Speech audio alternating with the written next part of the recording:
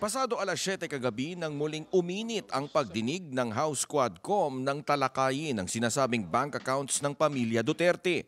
Humabol sa pagdinig kagabi si dating Senador Antonio Trillanes na iprinisinta ang dokumentong ginamit niya sa kaso laban kay Duterte na nagpapakita ng umano'y 2.4 billion pesos na joint bank accounts ni Duterte kasama ang mga anak na mula umano sa isang drug lord. Matagal na ang alitan ni Trillanes at Duterte.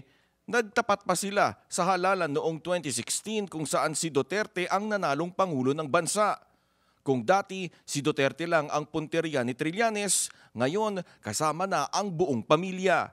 Ito pong dokumentong ito po yung naging basis ko nung plunder case na final ko kay Duterte noong 2016. At ito po ay inimbestigahan ng Ombudsman. Pero dahil questionable kung paano nakuha ni Trillanes ang naturang dokumento, tinanong ang dating Pangulo kung handa ba itong pumirma ng bank secrecy waiver. I'm willing to execute an affidavit or kayo na lang to summon the banks pursuant to my waiver. Kung may totoo lang maski isa, I will hang myself in front of you. You can summon, I will sign a waiver, all banks. Pero nang tanungin kung pwede na itong pumirma, will the former president be okay that if we draft the waiver now, that it be signed today instead of tomorrow? Will you be fine with that, Mr. President? Anong kapalit, sir? Hindi. Sampalin ko siya sa publiko. Hindi, wala naman. Ngayon na. Wala pong ganunan. Mr. Chairman. I'll give you, sasampalin ko sa Mr. Chairman. Session suspended. Session suspended.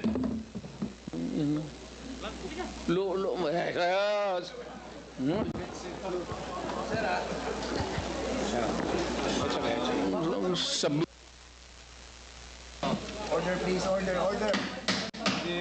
matapos ang pagdinig, hamon ng dating Pangulo, lahat na gusto kong ituro dyan, pati yung nakaupo doon sa harap ko, bakit ako lang?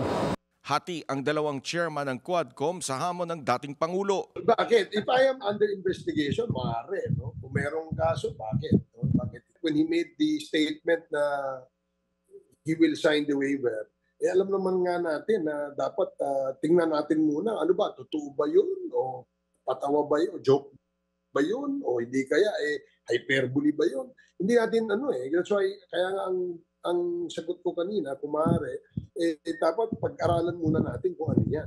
Hindi naman kami yung under investigation. Kaya talagang mahirap din pong gawin yung yung sinasabi niya.